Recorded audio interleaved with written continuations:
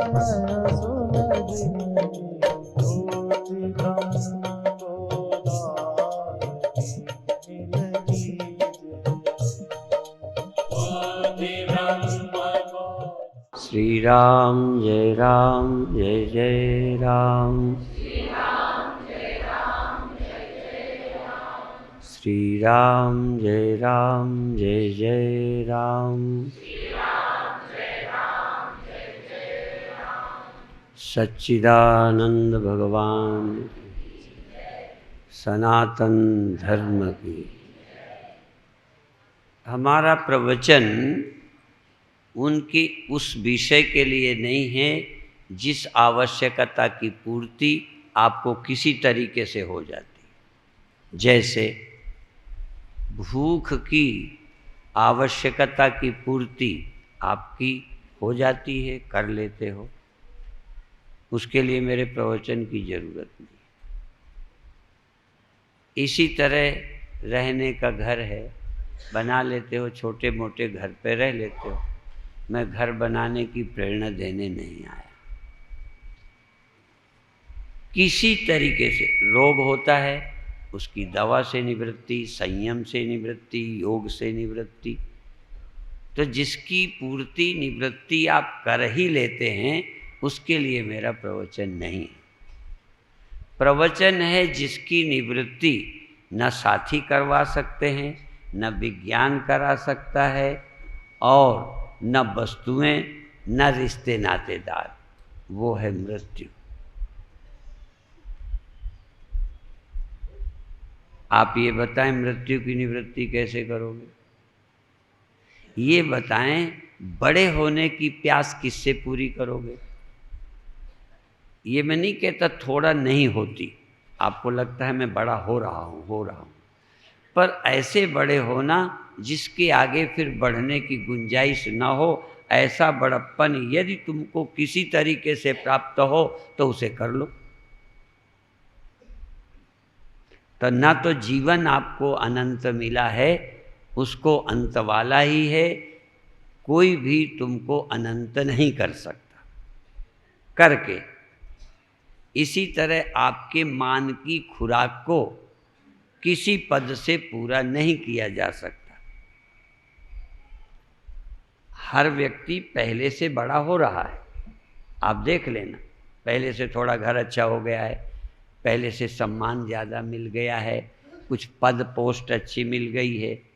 मैं नहीं कहता कुछ, लेकिन आपको ऐसा कि अब आगे कुछ चाहिए नहीं, ऐसा बड़प्पन। यम लब्ध्वा चापरम लाभम मन्यते नाधिकम तथा। ऐसा लाभ जिससे ज़्यादा की गुंजाइश ही ना हो। तालाब बड़ा तालाब हो सकता है, नदी बड़ी नदी हो सकती है, ऐसे ही सागर हो सकते हैं, आप बहुत हो जाएंगे। पर जब होने की गुंजाइश न हो आगे, ऐसा होना अध्यात्म के सिवा हो नहीं सकता। इसलिए मैंने कहा हमारा प्रवचन अभी उनके लिए नहीं है जो बड़े होने के लिए काम कर रहे हैं। बड़े होने के लिए काम सक्सेस होगा ही नहीं। कर्म से कोई बड़ा हुआ ही नहीं। फिर मैं कह रहा हूं कहीं नई भ्रांति ना हो जाए कि कुछ बड़े नहीं होते। अभी जीत के आए हैं, उनको सम्मान दिया गया है, वो बड़े हुए, पहले से ज़्यादा सम्मानित हुए, ठीक है ना। पर अब आगे उनको गुंजाइश है कि नहीं? अब बल्कि अभी और निर्भर है कि जिस संकल्प से मुख्यमंत्री ने जिताया है और जीते हैं वो अभी करें। और तब भी पूरे लोग खुश नहीं हुए। कई तो सफलता से भी चिढ़ेंगे कि यदि ये सफल हो गए तो आगे का हमारा पत्ता साफ, इसलिए कई पैर घसीटेंगे, करने ही न देंगे। अभिप्राय ये है कि जो आपकी आंतरिक अभिलाषा है हम पूर्ण हो जाएं, कोई कमी न रह जाए, उसकी पूर्ति कैसे कर लोगे? और कौन ऐसा है जो पूर्ति के लिए कुछ न कुछ कर नहीं रहा? कौन व्यक्ति है जो बड़ा होने में नहीं लगा? मैं ऐसे ही नहीं कहता, कभी कभी तो वो पागलपन बड़े साधु संतों को भी ख्याल में आने लगता है। पर फिर भी बताऊं, बड़ा होना यदि लगता है तो लगे, पर उस बड़े होने की बेचैनी आपको न सताए। कौन ऐसा है जिसका सुख समान बना ही रहता है, पर सुख की कमी आपको बेचैन न करे? ऐसा कोई अनुभव? ऐसे ही कौन है जो जवान से बूढ़ा नहीं होता, पर बुढ़ापा बहुत परेशान न करे, शीशे को देखकर बहुत बेचैनी ना हो? कौन ऐसा है जो शरीर से अमर हो जाएगा, पर मृत्यु बेचैन न करे? ऐसा कुछ अनुभव हो। इसी तरह कौन ऐसा है जो कभी किसी दूसरे को प्यार नहीं करता, और कौन ऐसा है कि जिससे प्यार करता है कभी नफरत नहीं करता?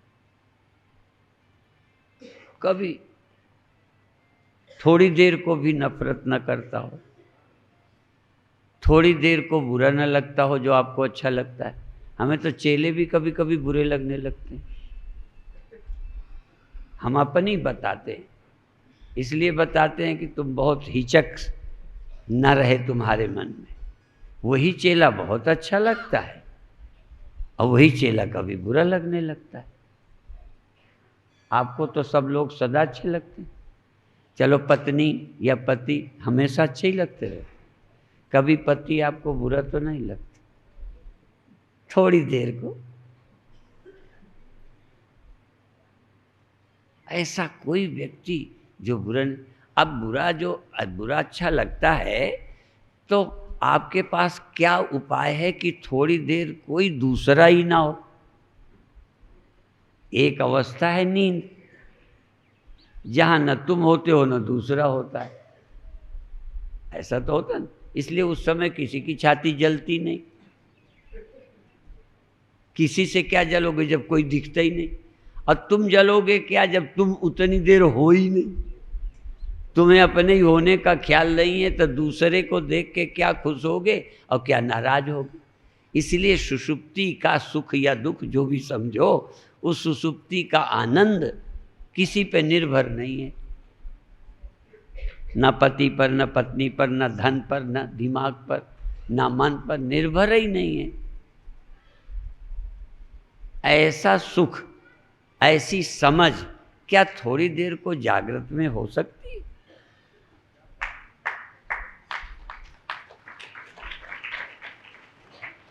उस समझ के लिए हम कोशिश करते हैं कि वो समझ आ जाए कि जब कोई झंझट आए, जैसे डॉक्टर लोग ऑपरेशन में जगह शून्य करते हैं, कोई बेहोश करते हैं, ऐसे ही जगत के दुख, चिंता, भय को हटाने के लिए कोई ऐसी वस्तु जिसके स्मरण से ये चला जाए। जेहि सुमिरे दुख जाए, जिसके स्मरण से भव दुख, संसार को देखने से जो जो दुख होते हैं उनकी गिनती मैं अब न कर पाऊंगा। संसार के भान होते जो जो दुख होते हैं, सुख भी होते हैं, पर संसार से होने वाले सुख भी फीके लगने लग जाएं और संसार से होने वाला दुख भी चला जाए, जिसकी याद से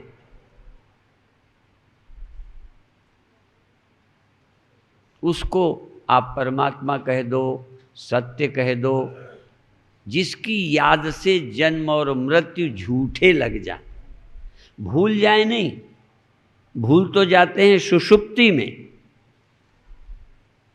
कौन ऐसा है जो जन्म, मृत्यु, गरीबी, अमीरी को नींद में नहीं भूलता?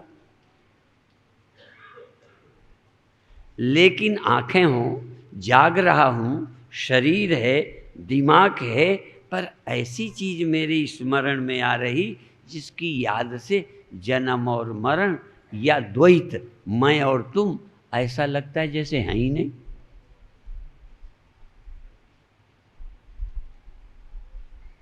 यज ज्ञात्वा मोक्ष से अशुभात, जिसके ज्ञान से अशुभ निवृत्त हो जाता है, अमंगल चला जाता है। द्वैत और मृत्यु स्वप्नवत, स्वप्न तो जागने पर स्वप्न होता है,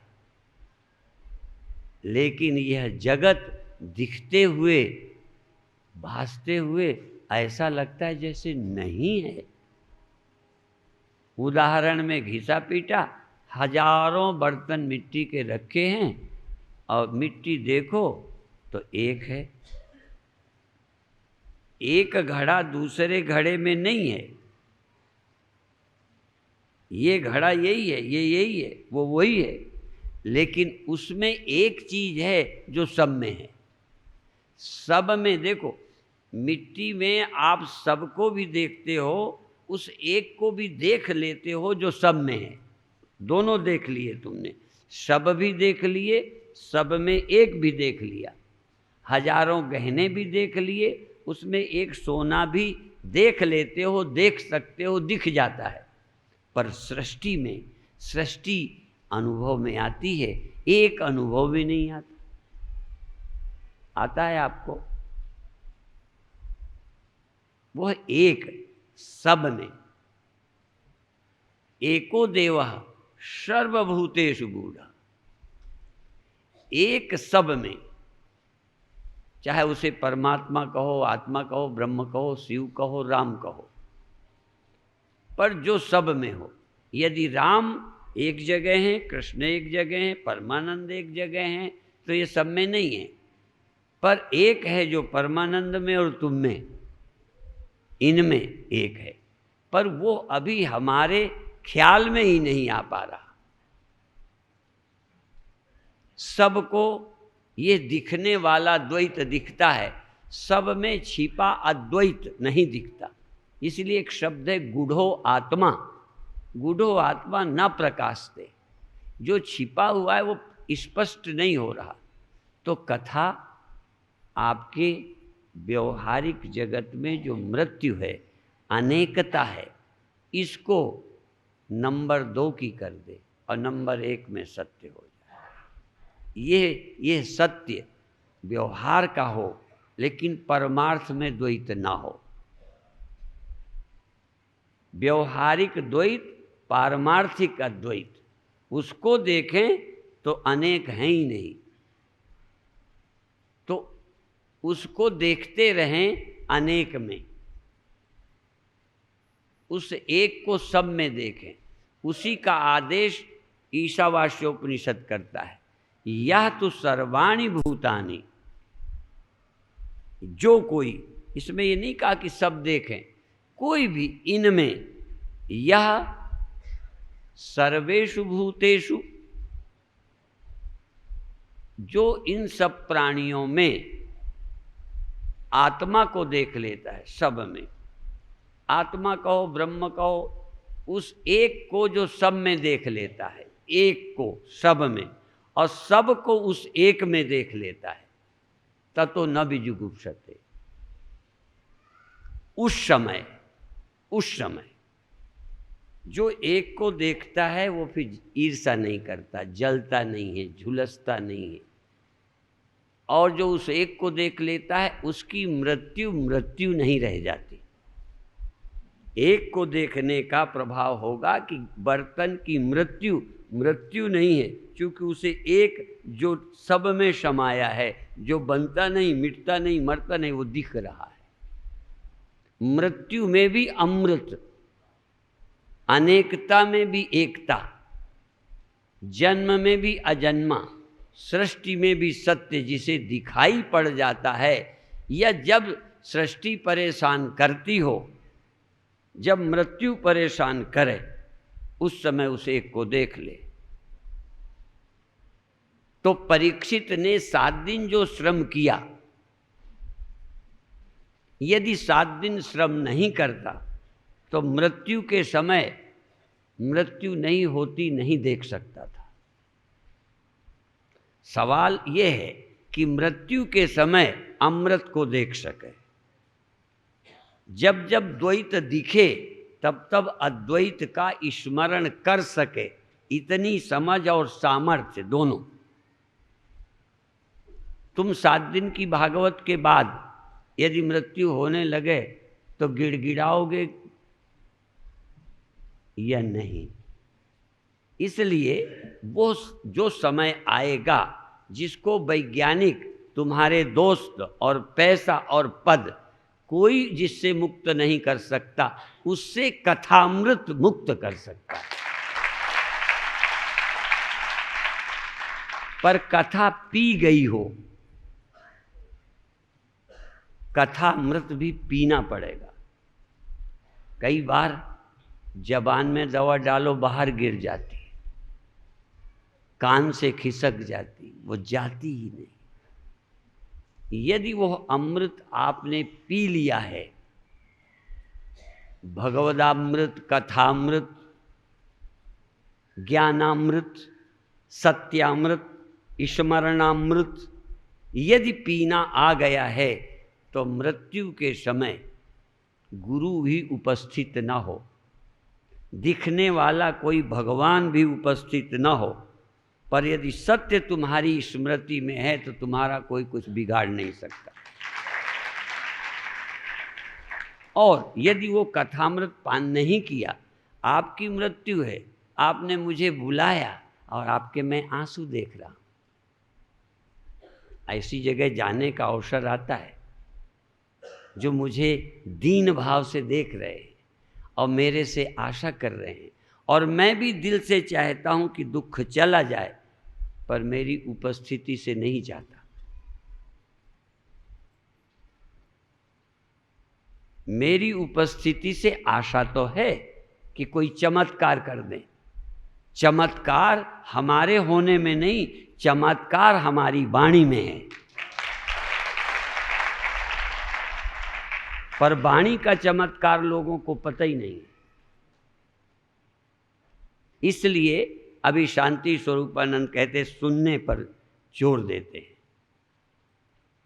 क्योंकि आज नहीं जाएगा अंदर, कल चला जाएगा। सुनने पर प्रमाद मत करो।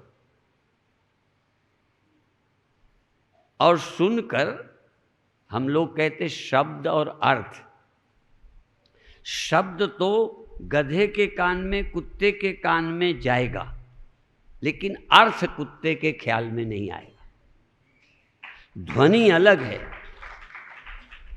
शब्द जाता है, आवाज जाती है, पर जो शब्द से कहा गया है वो अर्थ जानवर के अंदर नहीं जाता। और जिनके न जाए, अभी जानवर ही समझो,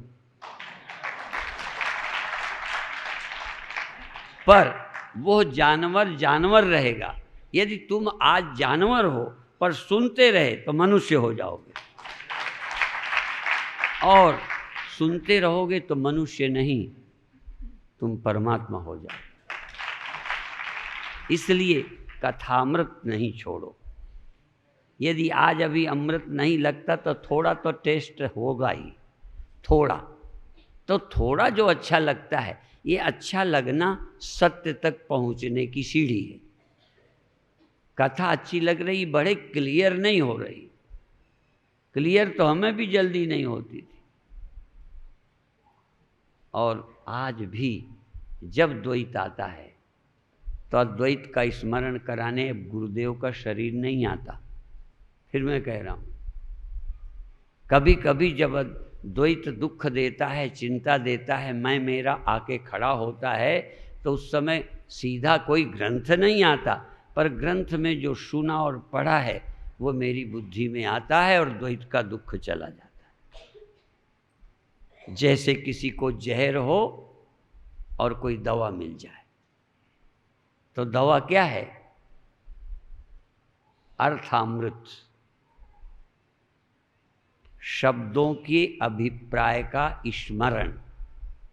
इसीलिए वेदांत ये कहता है कान में आवाज जाने का नाम सुनना नहीं है। जैसे हम जानवर को, गधे को गाली दे दें, दुखी होगा? बोलो, तो कान में आवाज नहीं गई। जैसे अपमानजनक शब्द का अर्थ गधा नहीं जानता, इसलिए उससे प्रभावित नहीं होता, अलेप है गाली से वो। इसी तरह से तुम भी जब तक अर्थ पर ध्यान न जाएगा, तुम कथा से भी अलिप्त ही रहोगे। कथा तुम्हें नहीं छू सकती। कथा तुम्हारे अंदर प्रवेश कर जाएगी जब अर्थ समझ आएगा। और अभी जो अर्थ भी समझते हो वो भी अभी पूरा पूरा नहीं है, पर लगता है समझ गए। इसीलिए जोर दिया गया है कि जल्दी कथा मत छोड़ देना, लगे रहो। और हमें अभी भी उस चिंतन में रस आता है, उसी स्मरण में, उस सोच में जो पढ़ा है। अब पढ़ा हुआ शब्द तो पढ़ा है, जरूरी थोड़ी कि उस समय ग्रंथ ही उठाओ। इसलिए एक कहावत और है कि पुस्तकस्था तु या विद्या पर हस्ते गतम धनम। पुस्तक में रखी विद्या और दूसरे के हाथ में रखा धन, कार्य काले समुत्पन्ने न विद्या न तद्धनम। न वो विद्या काम आएगी न वो धन, जो तुम्हारी मस्तिष्क में नहीं। तो मरते समय कभी कभी तो आंखें बंद हो जाएंगी। अब बताओ, उस समय सुनाएंगे? हो सकता है मौके पे हो ही नहीं, और हम हों भी तो जब जीवन में नहीं समझ पाए तो उस समय समझोगे कैसे? इसलिए 7 दिन पहले की मेहनत, परीक्षित की 7 दिन की मेहनत मृत्यु के समय काम आई। अब और कोई सबूत हम नहीं दे सकते इसके अलावा, क्योंकि देह तो उनका भी नहीं रहा। इसीलिए यदि देह का अहम भाव न हटे, सत्य का बोध न हो, तो गुरु भी तुमको अविनाशी नहीं कर सकता। मैं जहाँ वैज्ञानिकों का खंडन करता हूँ, तहाँ गुरु का भी करता हूँ। गुरु भी रहेगा तो क्या कर देगा? हमने देखा है चेलों के आंसू आ रहे हैं और हम खड़े हैं, और उस समय हमें भी दया आती है और अपने पर भी तरस आता है, उस पर भी, कि हम इसके काम ना आ सके। क्यों नहीं आए? हम काम आ सकते थे यदि उसने ध्यान से सुना होता। और हम भी यदि उस समय दुखी होते उसकी, तो कहते थे आप चिंता मत करो, आपने जो बता दिया है उससे मैं निश्चिंत हूं। तो तुमको चिंतित देख के यदि एक साधारण माता पिता अपने परिवार के व्यक्ति को दुखी देखकर दया चाहते हैं, करना चाहते हैं, पर अपने बेटे को पति को बचा नहीं पाते, पत्नी को बचा नहीं पाते, पिता को बचा नहीं पाते, तो उसको तो दुख होता है, घर वालों को भी दुख होता है। तो वहाँ बचाना और ढंग का है दवा से, यहाँ बचाना है ज्ञान से। यदि मेरे ज्ञान से भी उस समय तुम नहीं याद कर पा रहे, तब मुझे तुम पर देखकर मुझे भी अच्छा नहीं लगेगा। यदि तुम उस समय भी कह सको कि स्वामी जी आपकी कृपा से मैं बहुत धन्य हूँ, तो लगेगा मैं भी धन्य हो गया। तुम ही धन्य नहीं, हमारी विद्या, हमारा उपदेश धन्य हो गया, सफल हो गया। इसलिए बार बार जोर मेरा उस पर है, अन्य साधनों का खंडन नहीं। अन्य साधना उसके रास्ते के सीढ़ियाँ हैं, पर जोर मेरा उसी समझ पर है। इसलिए आपसे निवेदन है कि इस पर सुनने में प्रमाद मत करो, स्वाध्याय में प्रमाद मत करो, उपनिषद, गीता, भागवत का चिंतन करते रहो। कोई कहे न कहे, जब हमारी बुद्धि से और चीज़ें ख्याल में आती हैं और उसका प्रभाव पड़ता है। बार बार कहता हूँ कि शंकर भगवान तक को काम ने परेशान किया, तब उन्होंने तीसरा नेत्र खोल लिया। तुम्हारे पास तीसरा नेत्र ही नहीं, खोल क्या लोगे? संतों के पास, ज्ञानियों के पास तीसरी दृष्टि, तीसरे नेत्र का मतलब एक भौतिक दृष्टि, एक धार्मिक दृष्टि, तीसरी है तत्व की दृष्टि, उस तत्व की जिसमें जन्म और मृत्यु। तत्व दृष्टि के आते ही दूसरा सत्य नहीं, मैं तुम सत्य नहीं, मेरा तेरा सत्य नहीं, अनेक सत्य नहीं, एक मेवा द्वितीयम ब्रह्म। जहाँ ये दृष्टि आई सब विकार तो द्वैत में होते हैं। जन्म मृत्यु मेरा तेरा देहाभिमान से होते हैं। हो गया तीसरी आँख खोलते, तीसरी आँख वो आध्यात्मिक दृष्टि है, तत्व दृष्टि है। तभी भगवान ने कहा लोग मुझे जानते हैं पर मनुष्याणाम सहस्रेषु कश्चिद यतति सिद्ध है यतताम अपि सिद्धानाम कश्चिन माम वेत्ति तत्वतः। मैं कैसे परमात्मा हूँ, कैसे सृष्टि का पिता हूँ, क्यों मैं भगवान हूँ, ये कितने जानते हैं। कृष्ण भगवान हैं लेकिन क्यों भगवान है ये बता दो मुझे। ऐसे ही तुम शिवोहम, पर मैं पूछूं क्यों शिवोहम ये बता दो।